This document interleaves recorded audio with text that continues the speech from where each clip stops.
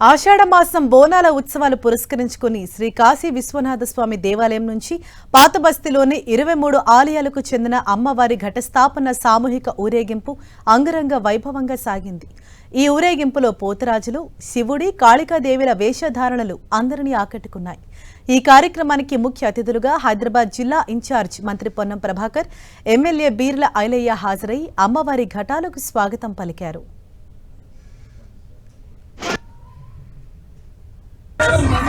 హైదరాబాద్ బోనాల సందర్భంగా ఆషాఢ మాస బోనాల్లో గోల్కొండ తొలి బోనం నుంచి బల్కంపేట ఎల్లమ్మ కళ్యాణం నుండి ఈరోజు ఉజ్జయిని మహంకాళి అమ్మవారి బోనాలతో 9వ తారీఖు నాడు ముగియనున్న మహంకాళి ఏదైతే లాల్ తర్వాత బోనాలు అందుకు సంబంధించి ఈరోజు జరుగుతున్న ఘటాల ఊరేగింపుకు స్వాగతం చెప్తూ ఆ అమ్మవార్లు రాబోయే వేడుకలు విజయవంతంగా చేయాలని జిల్లా జిల్లాతో హైదరాబాద్ను తెలంగాణను సస్యశ్యామలంగా సమృద్ధి వర్షాలతో ఆరోగ్యంతో ఉంచాలని ఆ అమ్మవారిని ప్రార్థిస్తూ ఉన్నాం.